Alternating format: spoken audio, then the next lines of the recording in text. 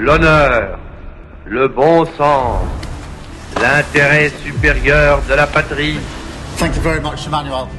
Commande à tous les Français libres de continuer le combat là où ils seront et comme ils pourront. Il est par conséquent nécessaire de grouper partout où cela se peut une force française aussi grande que possible.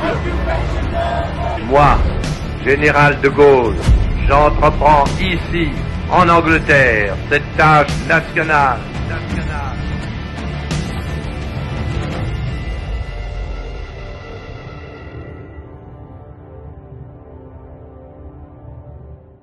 Bonjour à tous, il est 7 heures et bienvenue dans Bonjour Omerta. 2 événements patriotiques Made in France ont lieu ce mois de novembre, notamment le Salon Made in France qui commence ce jeudi 6 novembre, ainsi que le sommet Choose France qui aura lieu le 17 novembre. Le but de ces événements est de mettre en valeur le Made in France, le savoir-faire français, l'artisanat, les secteurs industriels et du coup la consommation responsable. Pour en parler et vous sensibiliser, je reçois aujourd'hui Charles Huette, expert en Made in France, qui va nous parler des enjeux de ces événements, comment ils fonctionnent et quelle place jouent Emmanuel Macron et les politiciens dans ces événements. Monsieur Huette, bonjour, merci d'être avec nous. Bonjour Julie, bonjour à tous.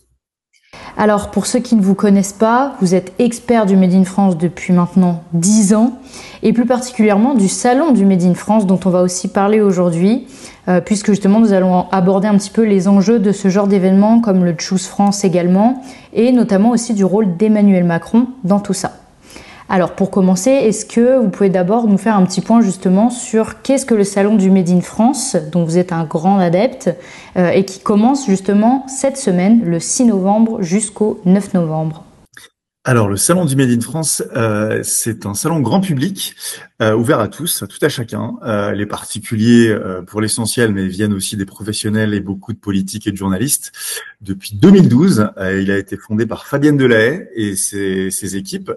Amandine Léa, une équipe assez féminine qui est à la tête de ce salon, qui est indépendant depuis le début, qui a peu été soutenu par les pouvoirs publics en vérité, et à force de volonté et de patriotisme, Fabienne et ses équipes ont fait passer ce salon d'une première édition en 2012 qui réunissait 75 exposants et accueillait 15 000 visiteurs à maintenant les 3-4 dernières éditions ont dépassé les 1000 exposants et les 100 000 visiteurs.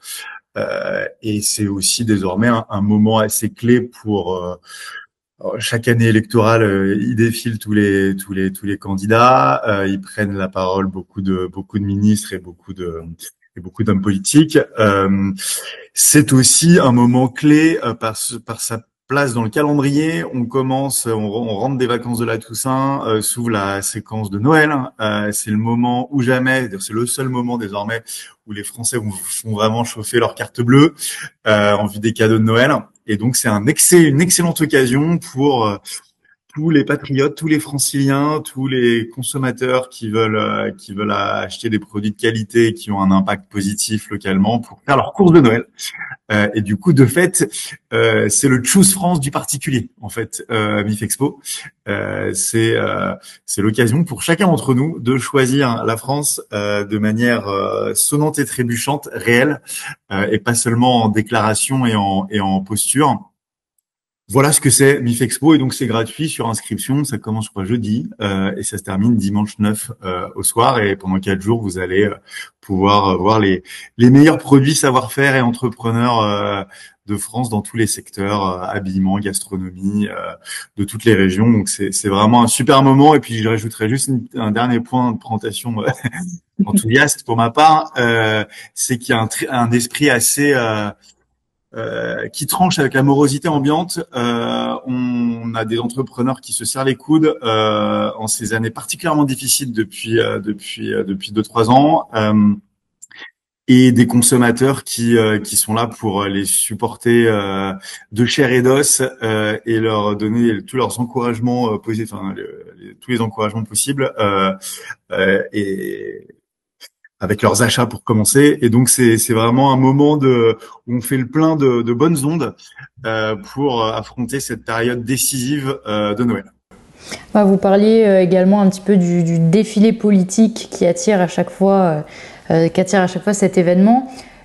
Quels sont les enjeux justement politiques que peuvent représenter ce salon et le Choose France dont on va parler un peu plus après également? Écoutez, tous ces événements contribuent à tenter tous azimuts tout ce qu'on peut faire pour soutenir l'industrie, protéger les usines encore existantes et essayer d'en créer de nouvelles, parce que c'est la présence d'usines, la production industrielle, agricole, artisanale, c'est quelque chose d'absolument clé. C'est un secteur qui est plus stratégique que n'importe quel autre secteur, puisque c'est de ce secteur industriel, productif, transformateur, que tous les autres dépendent, en vérité. Et on ne peut acheter que ce qu'on produit.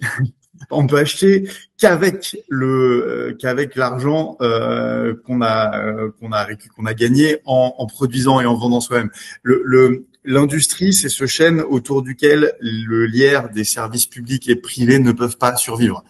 Un emploi industriel génère 4 à 5 emplois connexes dans son bassin géographique.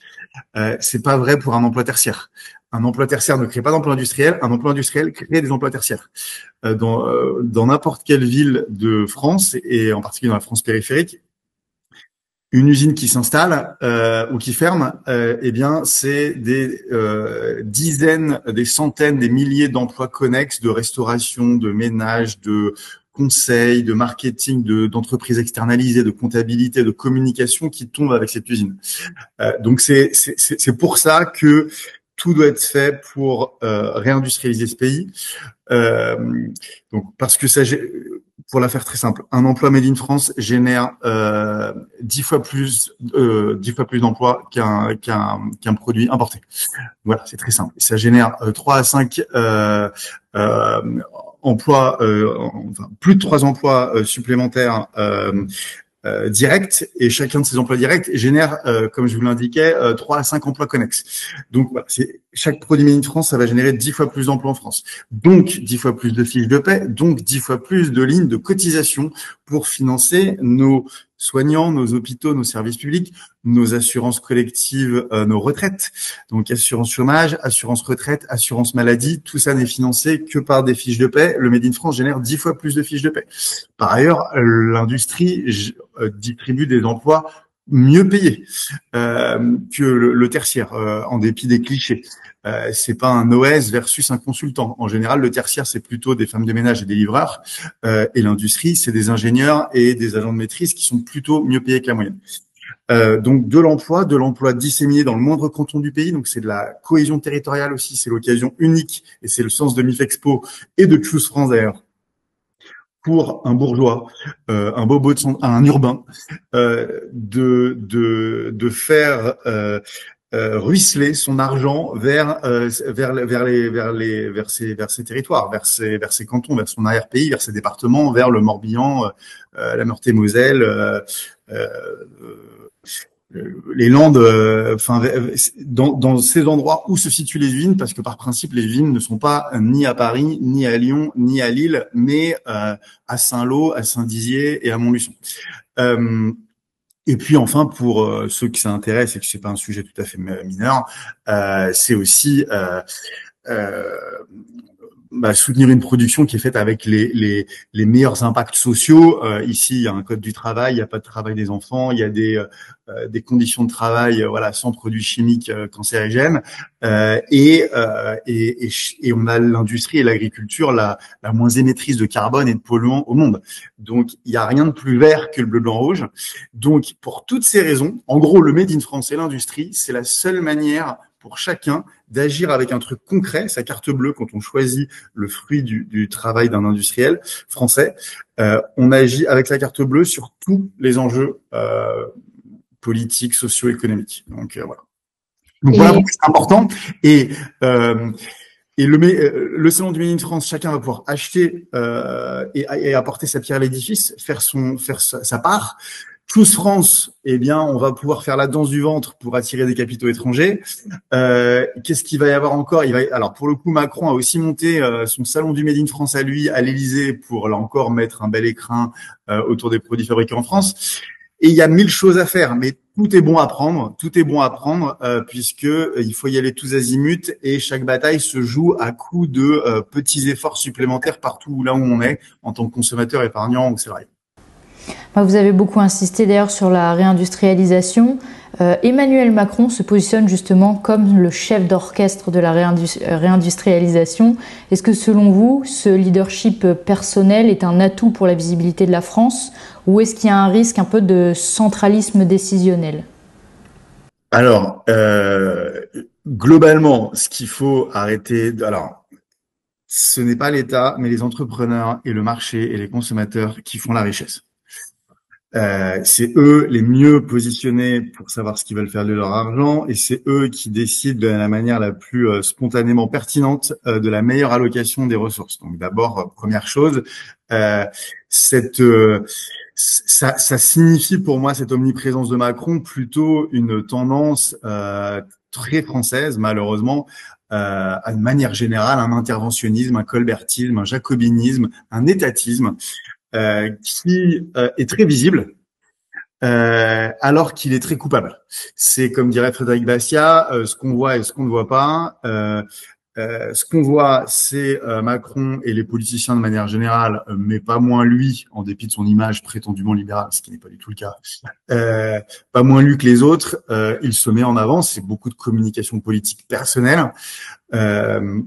Ce qu'on ne voit pas, c'est que c'est les coûts, les dépenses publiques et donc les taxes prélevées par ce même État pour faire tout ce qu'il fait, pas que de la com, mais pour l'ensemble des dépenses publiques, qui a abouti à ce qu'on soit aujourd'hui le site France, hein, objectivement, factuellement, de manière chiffrée, comparativement avérée, un enfer fiscal et social. Et c'est aujourd'hui la raison numéro 1 majeure, indépassable, première, l'éléphant dans le corridor de la désindustrialisation, c'est le niveau des taxes et le niveau des charges sociales, patronales et salariales. C'est que aujourd'hui, pour embaucher un ingénieur en France, il va toucher moins qu'un Allemand et pourtant l'industriel allemand va le payer moins. Donc en fait, entre les deux, aujourd'hui le Made in France, aujourd'hui on est malheureusement dans une tendance générale de désindustrialisation pour tout l'Occident, mais en France ça a été plus vite qu'ailleurs. Pourquoi? Parce qu'en France,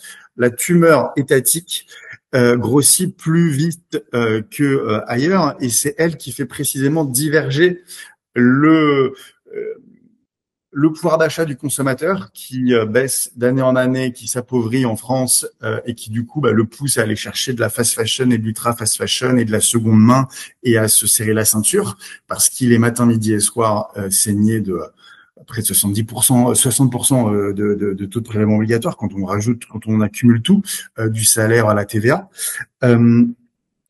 Et à côté de ça, les coûts de production de nos industriels, de nos agriculteurs, de nos artisans, à cause de ce même État qui s'interpose entre les deux, dans la rencontre entre les deux, eh bien là aussi eux grossissent. Donc on doit à chaque instant moins de chances de rencontrer le pouvoir d'achat du consommateur parce que leurs prix sont alourdis par des impôts de production qui sont supérieurs à tous nos voisins européens, des coûts salariaux. Donc voilà le problème majeur pour recentrer l'accessoire de l'essentiel. Maintenant, tout est bon à prendre. Tout est à mettre en œuvre. Ce qui est un petit peu agaçant, c'est quand le pompier se fait le pyromane se prétend pompier, quand le tortionnaire se prétend infirmière. Donc c'est beaucoup de communication politique. Ce qui est le plus important, c'est d'arrêter d'emmerder les Français, de leur laisser le maximum du fruit de leur travail. Et de laisser faire industriels, agriculteurs, artisans pour qu'ils nous proposent le meilleur fruit de leur travail, de leur savoir-faire et et voilà, et leur faciliter la tâche. Alors, pour le coup, ces événements sont plutôt des moments où on leur facilite la tâche, mais comme tout le reste de l'année, l'URSSAF et le fisc leur facilitent pas beaucoup la tâche, c'est le minimum qu'on ait un petit peu de packaging par rapport à cet abonnement à l'État qu'on ne peut pas résilier et qui nous coûte très cher. Voilà. Eh ben, écoutez, merci. Pour conclure cette émission, et comment vous qualifieriez ces initiatives en un seul mot? Superficiel, toujours bon à prendre, mais superficiel. Superficiel. Très bien. Alors, pas le salon du Made in France, parce que vous allez pouvoir y aller, ça va pas être superficiel vos achats, mais faire de la com au château de Versailles ou à l'Élysée, c'est de la communication politique. Eh ben, merci beaucoup, Monsieur Huet, d'avoir été avec nous aujourd'hui, nous avoir partagé votre expertise. On espère vous recevoir une prochaine fois sur Omerta. Merci à vous, Julie. Bonne journée. Et merci à vous d'avoir regardé cette vidéo.